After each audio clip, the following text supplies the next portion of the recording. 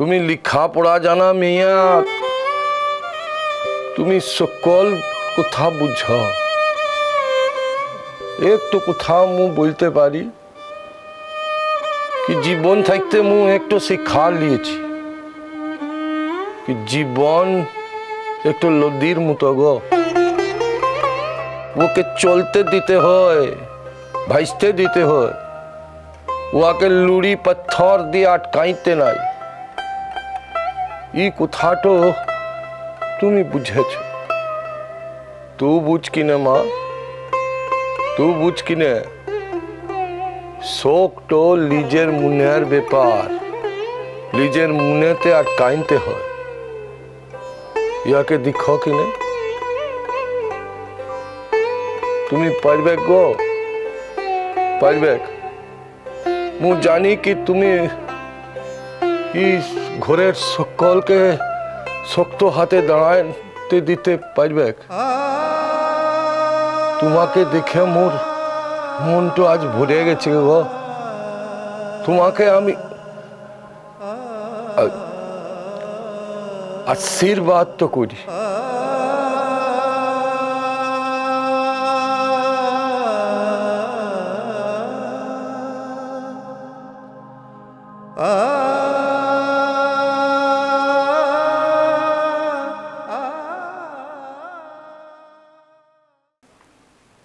দিদিমণি,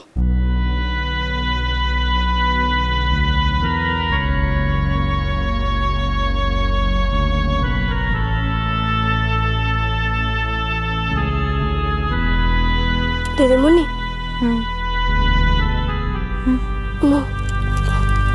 ও তুমি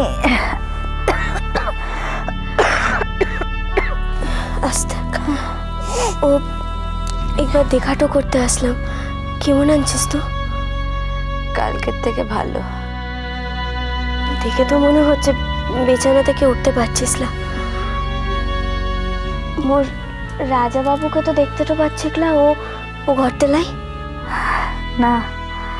মাসি এসেছে আজকে, এতদিন বেড়াতে যেতে পারেনি তো, আজকে একটু বেরিয়েছে মাসি ওকে নিয়ে। তোর হাতের ব্যথাটা কেমন আছে? কমে যাবে আস্তে আস্তে। ও ডাক্তার যে টেস্টগুলো করাতে বলেছিল সেগুলো কি করাইছিস নাকি?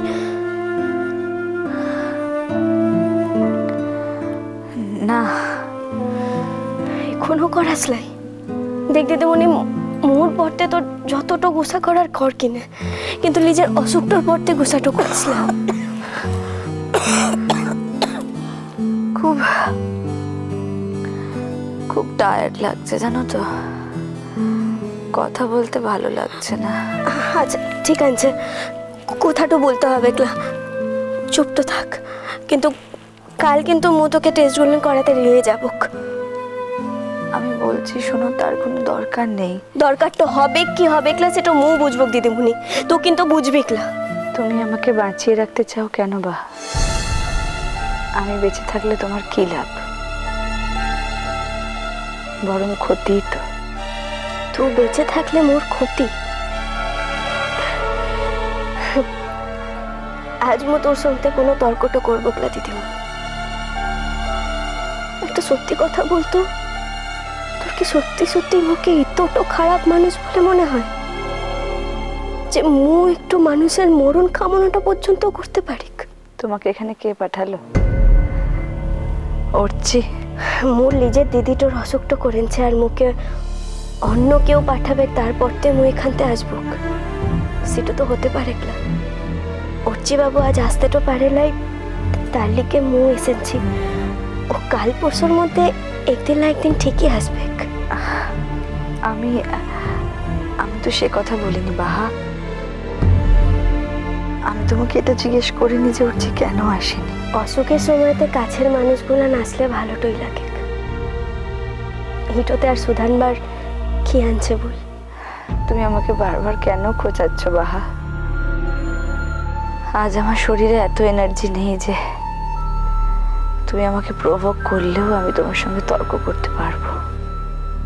মোর একটুই দুঃখ কি জানিস তো দিদিমণি, তোর সঙ্গে মোর সম্পর্কটা জমলুকলা। তো কোনোদিন জানতেটাই পারলিকলা যে মু তোকে কতটা ভালোবাসি। মাঝে মাঝে কি মনে হয় বলতো, মাঝে মাঝে মনে হয় মোদিকে দু বোনের ভেতরতে যদি অর্চি বাবু না থাকতো তাহলে হয়তো মোদিকে সম্পর্কটা একদম আলাদাটা হতো। তুই মুখে সহ্যটা করতে পারতিস আর তুমিও আমাকে সহ্য করতে পারতে, তাই বলছো? তুই মুখে বিশ্বাসটা যাবে কিনা মো জানিকলা, তবে এই কথাটা যদি তুই বিশ্বাসটা করিসলা দিদিমণি তাহলে মোর মনতে খুব শান্তিটা পাবেক। তো চিরটা কাল মোর কাছকে খুব আদরের জিনিসটা ছিলিস,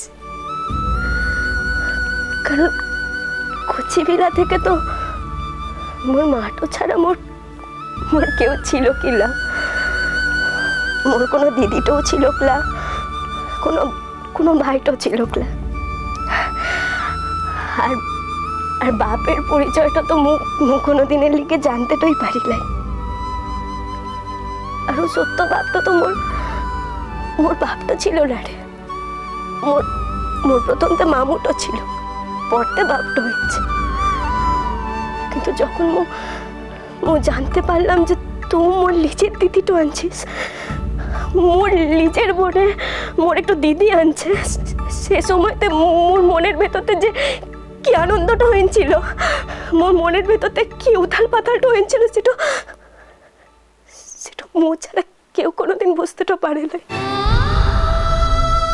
মোর একটু লিজের দিদি আনছে, শহরতে থাকে সে, শহরের ছেলে মেয়ের মতো লেখাপড়াটা জানে, কথাটা বলতে পারে, মোর মতো না শহরের মেয়েদের মতো আচরণটা করতে পারে। এটা তো জানতামই না।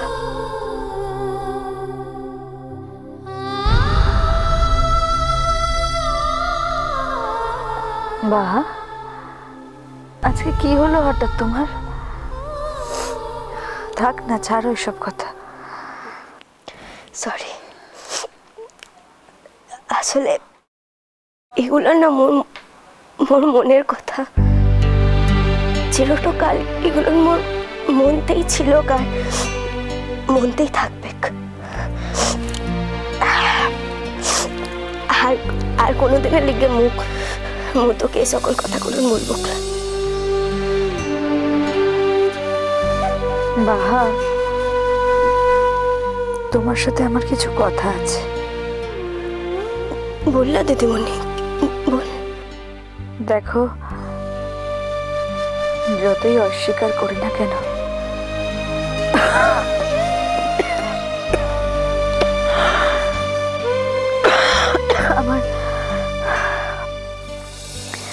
আমার শরীরটা এখন আমাকে বেশ বেগ দিচ্ছে।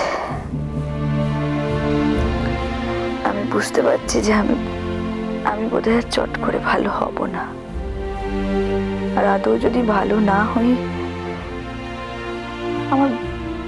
আমার বাচ্চাটার কেউ থাকবে না। বাহা, দিদিমণি এমন কথাটা বলিস না রে, তুমি বুঝবে না বাহা, বিশ্বাস করো। আমার সিচুয়েশনে না থাকলে কেউ বুঝবে না যে যার কেউ নেই, কেউ না, তার যদি একটা বাচ্চা থাকে, একটা ছোট্ট বাচ্চা, সেই বাচ্চাটার জন্য যে কি অস্বাভাবিক চিন্তা হয় তুমি বুঝতে পারবে না।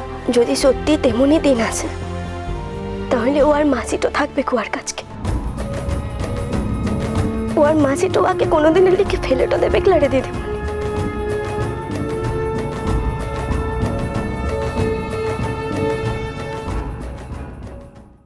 আরে কে কি বলেছে সেটা বলো তো, না হলে আমরা বুঝবো কি করে? যে ফোন করেছিল সে নিজের পরিচয় দিল ধৃতির বউ হিসেবে।